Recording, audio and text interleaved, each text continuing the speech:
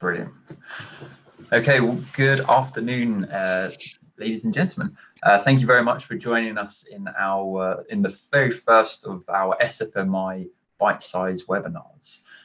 Today we are kicking off this new monthly program, which will be held on the third week of every month, and we're kicking off with Victoria from VINCI Facilities, who, as many of you know, VINCI Facilities were the top scoring sustainable FM company from the SFMI in 2020.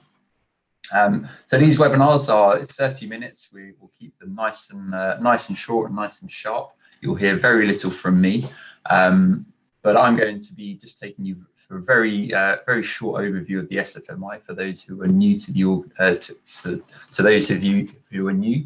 And then hand over to Vicky. But bear in mind as well that we're going to be encouraging questions, so please use the questions, type in your questions within the questions bar, and we'll be kind of pulling those together, and then we'll have a bit of a Q&A at the end. So the SFMI, we're here to embed sustainability into the management and operation of the FM sector. We have 4 pillars in how we do this. And this bite-sized webinar series is one of those, forms one of those periods. So that's pillars, sorry. That's upskilling the FM sector and also understanding and explaining the issues surrounding sustainability in FM. So this is really kind of addressing those 2 of those pillars that we have for the SFMI. We do this because we see the FM sector as really having a positive impact on the environment and society. In many ways, the FM sector are operating buildings, they're working in and amongst the communities, they're working within the public sector, the private sector, and they have a huge influence on everything from building operations, waste management, energy management,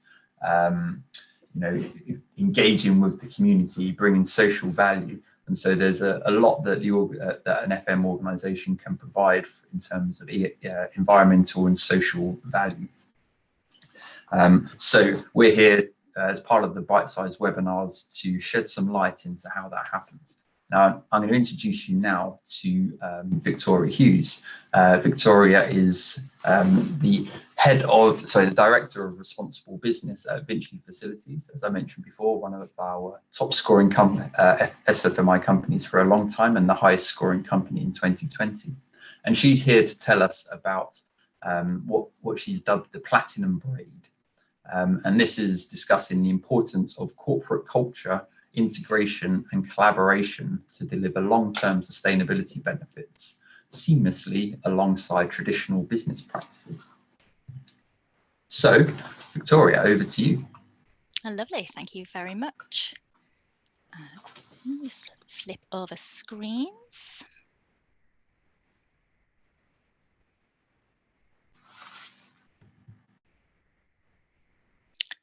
Hopefully that should have all come up. Perfect. Excellent, wonderful. Hi, good afternoon, everyone. Thank you for the introduction, Chris. As I said, I'm Victoria and I work for VINCI Facilities. I just wanted to start here by introducing what our vision is as a business, to be regarded by all our stakeholders as a leading and trusted expert in the responsible management, operation and adaptation of the built environment. Now, this vision was generated and reiterated really a few years ago. We redefined what we are, and this really enshrines what we want to be as a business, what sustainability means to us as a business. And I suppose that's where I really wanted to start off. What is sustainability? I'm sure many of us on the line are sustainability professionals, and you're probably thinking, why is she asking this question? We've been living and breathing sustainability for all these years. And I suppose the question I'm really asking here is, it doesn't really matter what you mean sustainability is to your organization. Of course, it's very personal to your business practices, where you are in your journey. But if we can't effectively articulate what sustainability means to the business, how are we effectively going to integrate that within our business practices, moving towards this platinum braid, which is a real introduction of my presentation here. How can we define how we're going to change our business practices for the better? and how that can positively influence every aspect of our business to generate this whole benefit to the stakeholders of our business in the widest sense. So I just really wanted to pose that question really to think. And I think if you cannot articulate sustainability effectively in a little elevator pitch like our vision does, I think that's really the starting point to really embedding this effectively within your organization. And getting that little synopsis, that vision, wasn't an easy thing, by the way. It does take some time to wordsmith it to be absolutely perfect to reflect what you want to be as an organization. So I'd like to move on to culture first. And I think culture is obviously one of those things which is unique to you as a business. It identifies you, who you are, it's your behaviors, your knowledge, your aspirations, and it's that sense of unity and belonging which brings everyone together on the journey in the same direction in a cohesive way. I think it's that sense in VINCI is really strong. This culture, this sense of VINCI, that everyone within our organization has a voice. We've developed over a long period of time this program called Empower, where everyone within the business is empowered to challenge the way we do business for the better. And this is reinforced by some of these documents here on the screen. We have our ethics and our code of conduct. We have our VINCI manifesto and we have our business plan. And these are effectively communicated to all of our teams when they start the journey with us on VINCI Facilities. And our values, whilst they don't necessarily scream sustainability, when you break them down into their fundamental parts, each of them contributes towards our longer term vision and our strategies and our tactics underneath those to deliver where we want to be to this responsible business in the built environment. I think linked with the Empower, to this challenge, this everyone having a voice, is fundamentally part of our culture. If everyone feels they have this right within our cultural aspects to challenge the way we do business for the better, incrementally amongst our 2,000 people, that's made a real positive change. Because even the smallest of things which people change on a day-to-day basis on our projects, that groundswell of change has meant over the 10 years we've been on this journey, we've had this consistent continual improvement throughout the organization. And that is led by this culture of we welcome you to challenge where we are. And I think governed above all this is leadership. You know, Tony, our MD, has this enthusiasm and integrity to ensure that sustainability is enshrined within the way we do business. And that is led by our integration, which I'll go on to in the next slide, but also within this idea that we are here to be a business for the better. We are here to be responsible and make a difference, and to anchor these issues on things such as the Sustainable Development Goals. Now, recently we've started to undertake elements around integrate the good life goals rather within our business.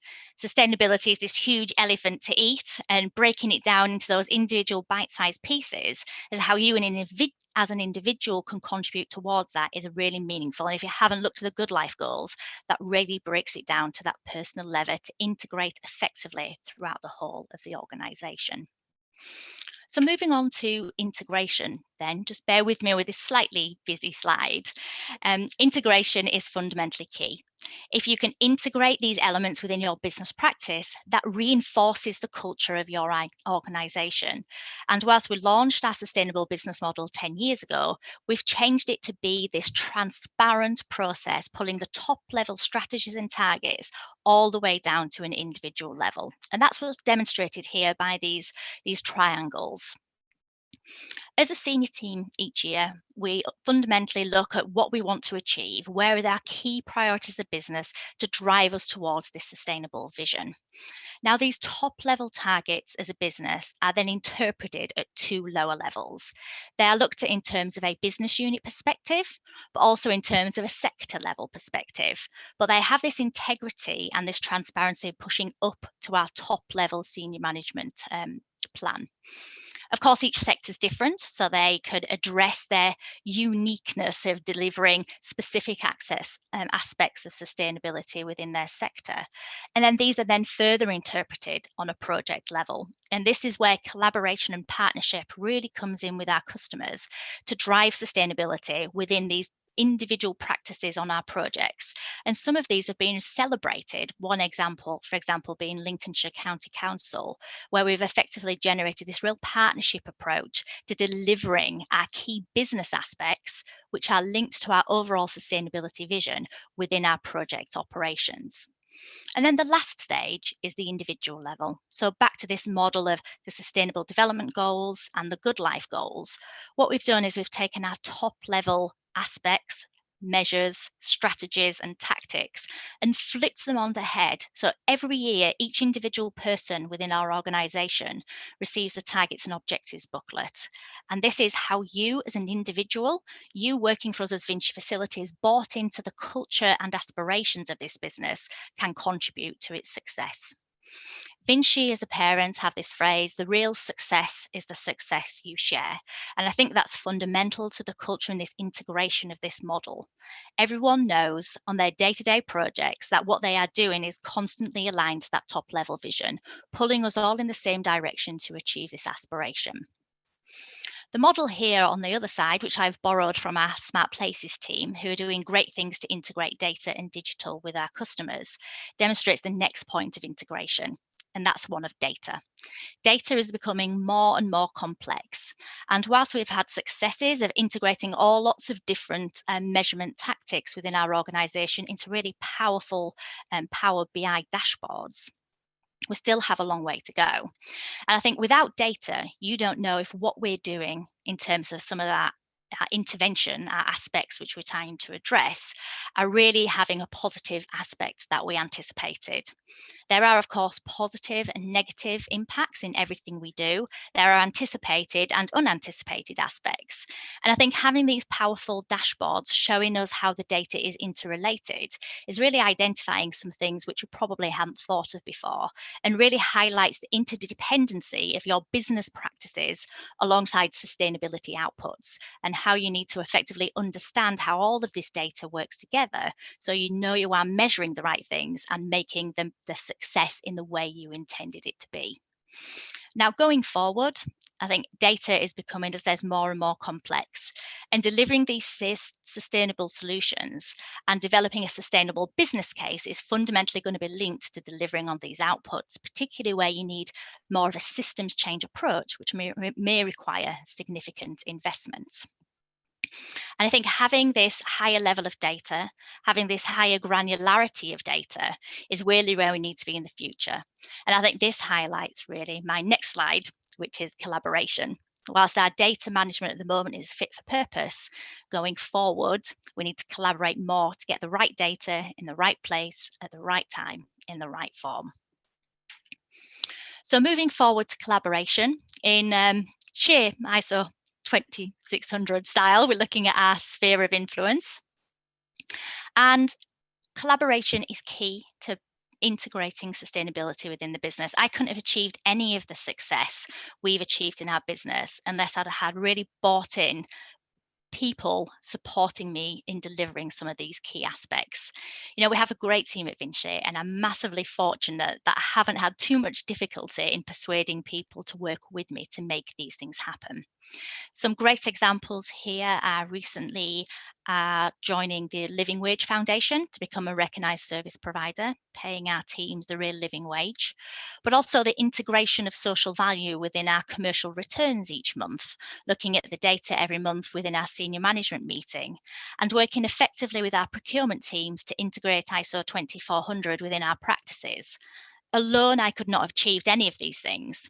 And it's collaboration with those people within your sphere of influence, which is really important to make this happen. I think mapping out your key stakeholders internally can really help in this process, understanding who you know will work with you, who you probably need to convince, and who you'll have to invest a little bit more time in to them to work actively with you to push against some of these key aspects you're trying to address. And this is really when the what's in it for me comes in. And we're fortunate now that sustainability is more mainstream. It's integrated into lots of government practice, lots of documents, lots of procurement standards, best practice, etc. And that what's in it for me is becoming much, much stronger, because the data and the information you'll need to work collaboratively with those potential central functions will also be the data and the influence and the aspects they need going forward.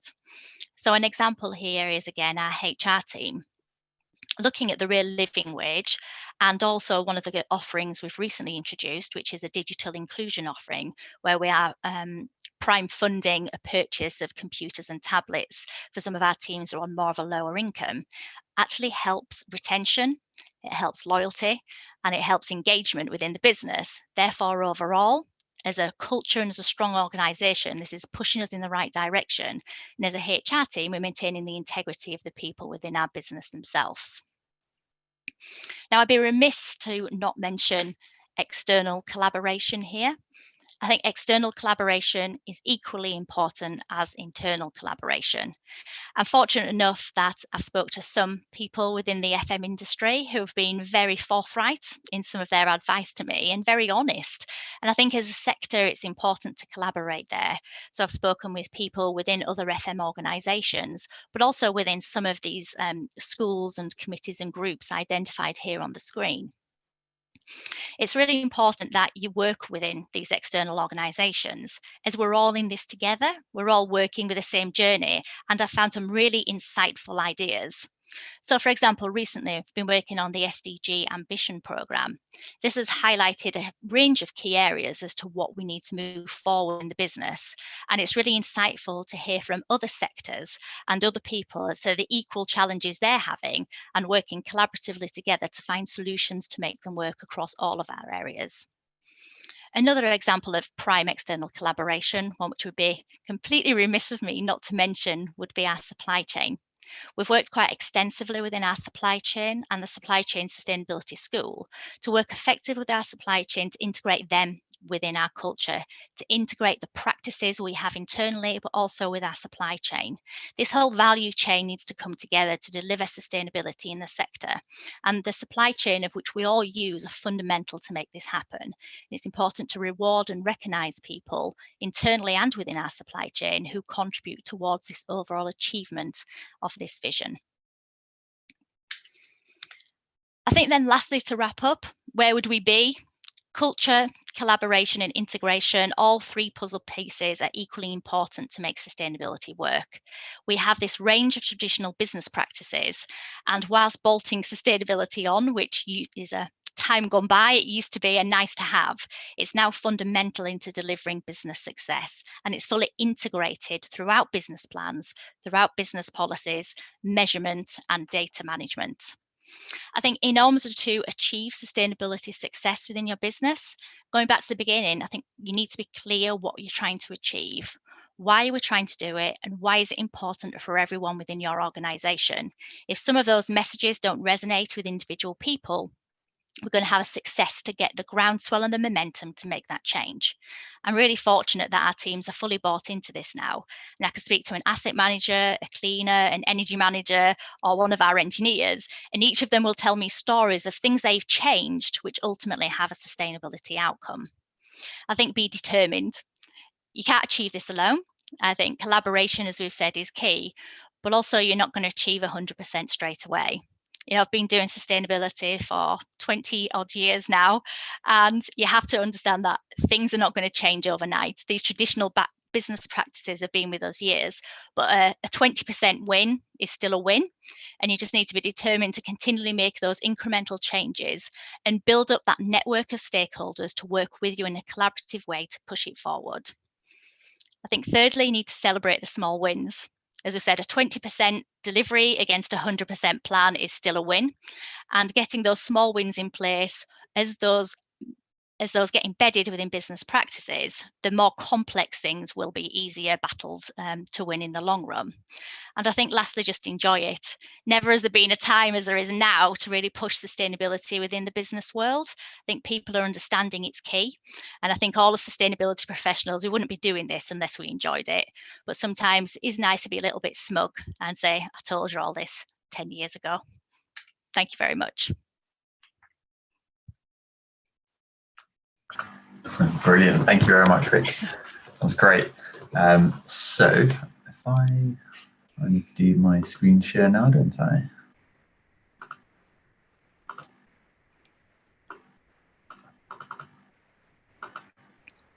There we go. Does that come up from my side? Brilliant. Okay.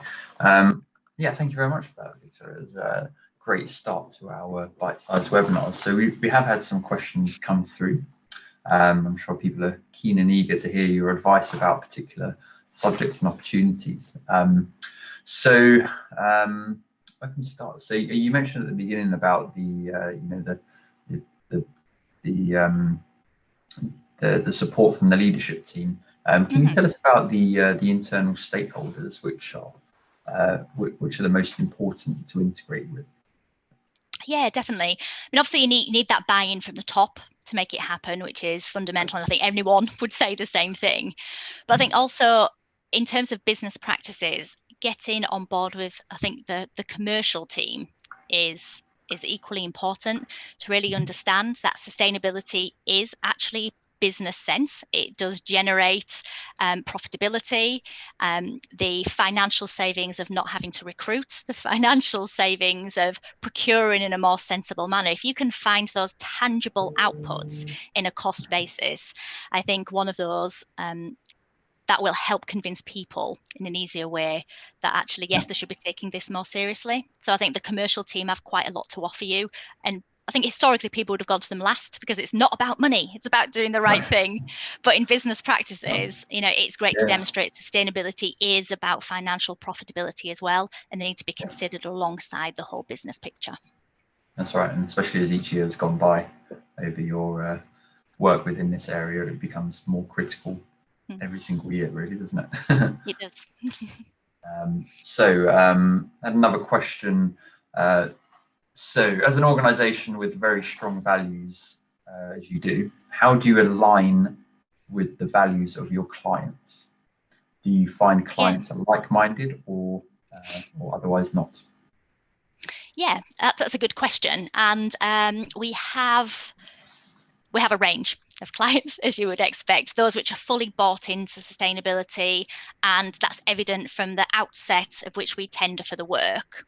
And then we have the ones at the other end of the scale, which it's not so fundamental to what their ethos as an organisation.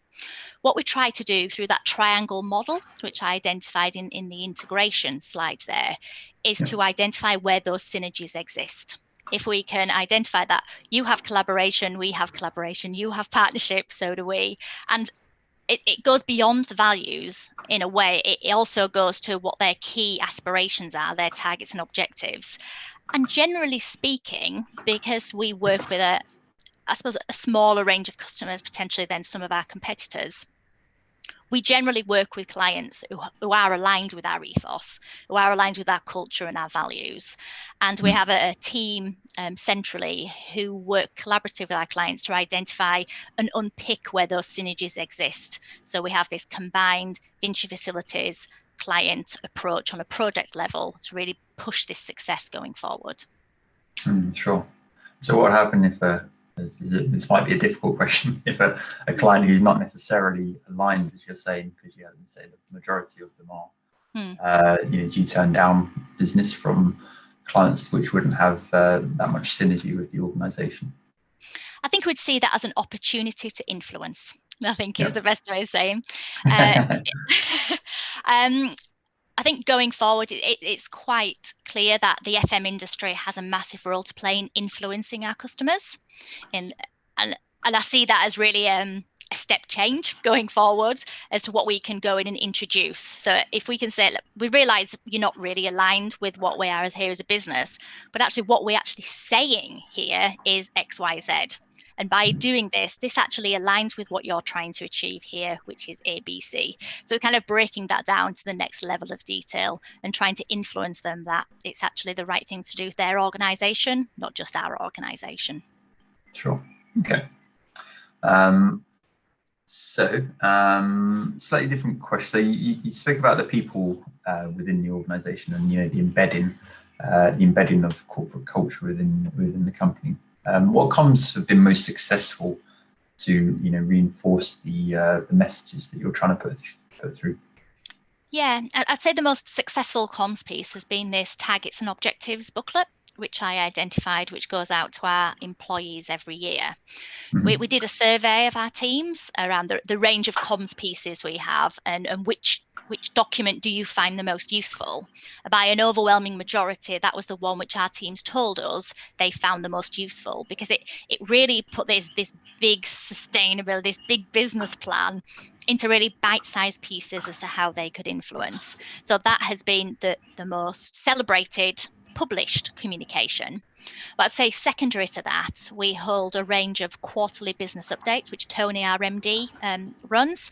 And this is a way to update all of our teams on a quarterly basis, how we're performing as a business and where we need to change our practices.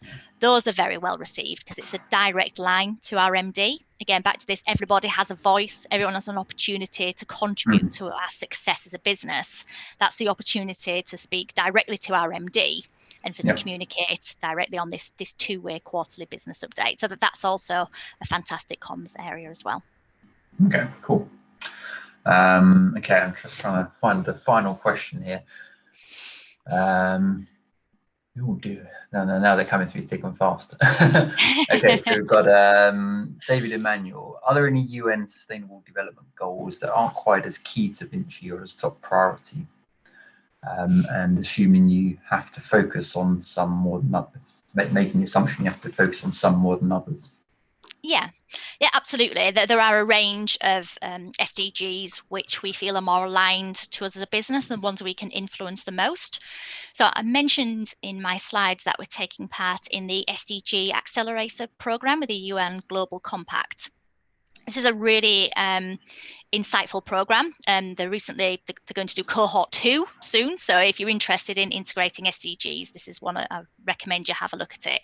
And that really crystallized, I suppose, how we can make the positive impact. What we've done in the past, I suppose, like many organizations, if we've looked at our existing business practices and see where they're overlapped with the SDGs, so shoehorned the SDGs into what we're doing. The accelerator program flips that around. It's how you can make that transition change within your business to actively contribute towards the targets of the SDGs. And in that, we've identified a few key ones, which going forward, we're going to focus on more. So the science-based targets, trajectory, the Paris Agreement, that's one of them we're already doing. I'm sure everyone in the business, everyone in the sector is doing carbon at the moment. That's fundamental. But also ones around gender balance, real living wage, and also responsible procurement and zero waste to landfill. So those ones we see as quite fundamental, particularly the procurement one, because there are so many positive spin-off benefits in all of the other SDGs. So it would look at modern slavery, it would look at protecting land degradation, ocean degradation, and also the decent wage for the occupant. So procurement we see as quite one of those which unlocks lots of other benefits. That was a long answer to a short question. Brilliant.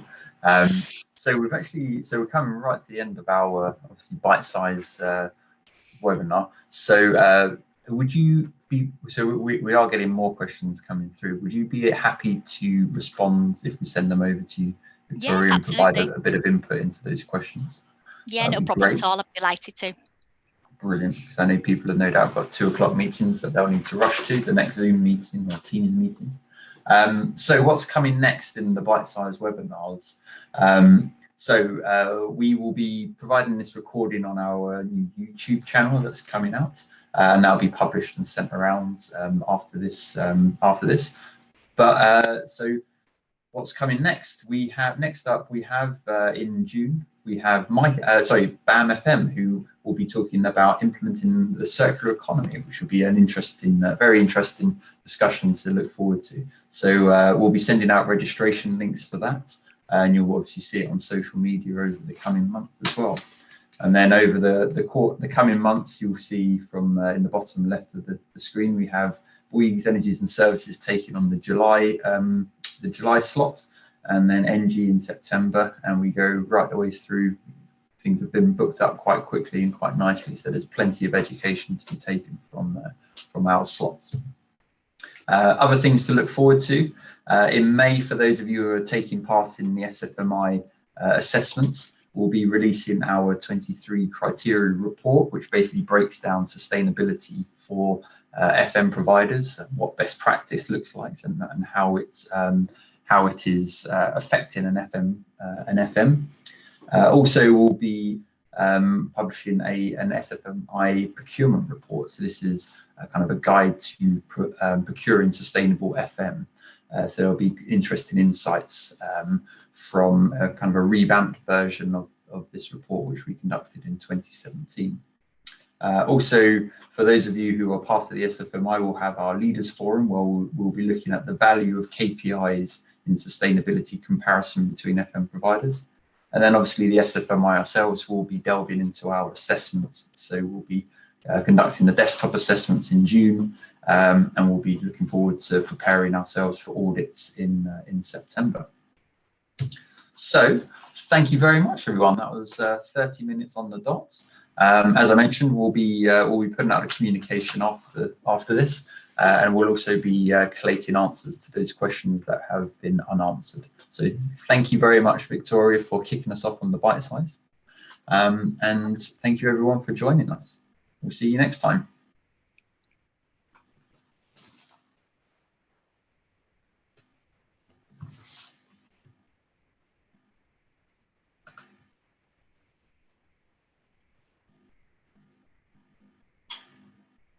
You have to keep smiling and waving, Victoria, for people to